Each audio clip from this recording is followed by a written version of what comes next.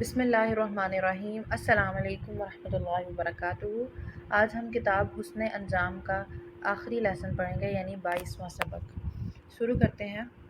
Lesson کا نام ہے اچانک پیش آنے والا حادثہ۔ موت ایک حقیقت ہے، مگر یہ حقیقت ہم پر اس وقت کھلتی ہے جب ہم اسے قریب سے دیکھتے ہیں۔ اس کی دہشت کو الفاظ میں بیان کرنا ممکن نہیں۔ اس وقت انسان کتنا بے بس ہوتا ہے، یہ محسوس کرنے والا ہی جان سکتا ہے۔ یہ ذکر ہے 15 دسمبر 2011 کا، جب ہم اپنے ایک عزیز کی وفات کی اطلاع ملنے پر پنڈی سے لاہور جا رہے تھے۔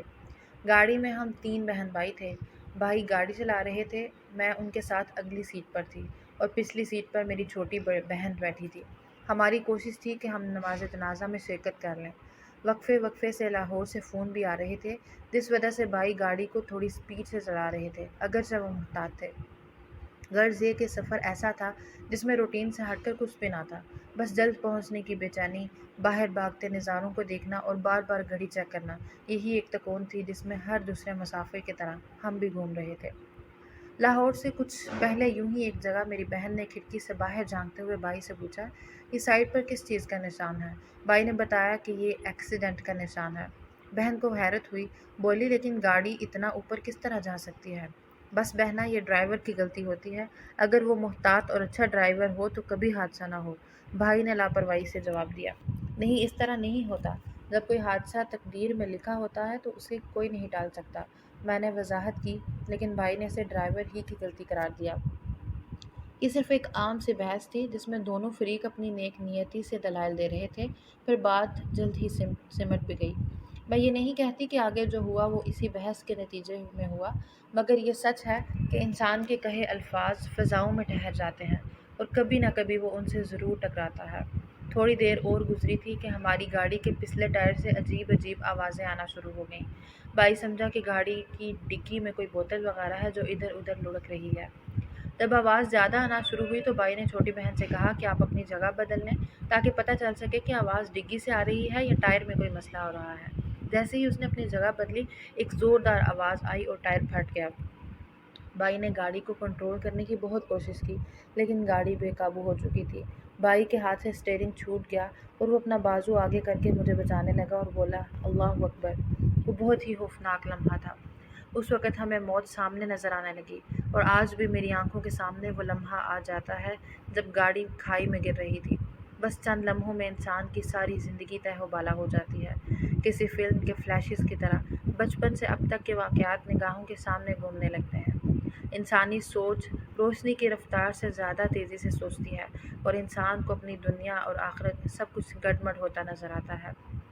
اس بھیانک لمحے میں جب صرف کار ہی نہیں نیچے گر رہی تھی، بلکہ ہم سب کی زندگیاں اور ان سے جڑی ساری امیدیں بھی ڈوب رہی تھیں، میں نے اونچی آواز میں کلمہ پڑھا اور بھائی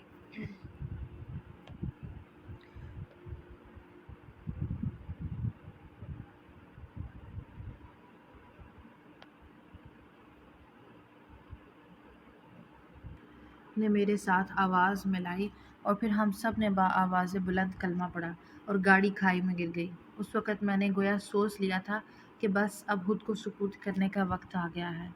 اب جو کمایا، جو لٹایا، سارے حساب کتاب چھوڑ کر اب صرف اپنی روح کو لے کر کسی اور دنیا میں جانا ہے اور حاضری دینی ہے۔ مگر وہ وقت ہمارا نہیں تھا۔ جب مجھے ہوش آیا تو بھائی بے چینی سے مجھے آواز دے رہا تھا، باجی، باجی آپ ٹھیک ہیں؟ وہاں بہت اندھیرا تھا، کچھ بھی نظر نہیں آ رہا تھا، دھند بہت تھی، تقریباً رات 7:45 کا وقت ہو رہا تھا۔ پہلے میں نے اللہ کا شکر ادا کیا، پھر بھائی کو جواب دیا کہ میں ٹھیک ہوں۔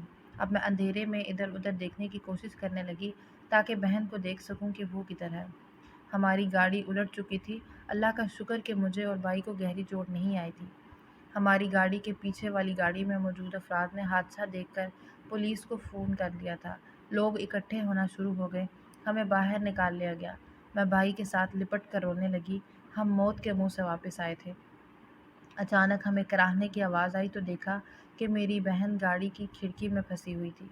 بھائی بے قراری سے کہنے لگا کہ ہم آپ کے پاس ہیں۔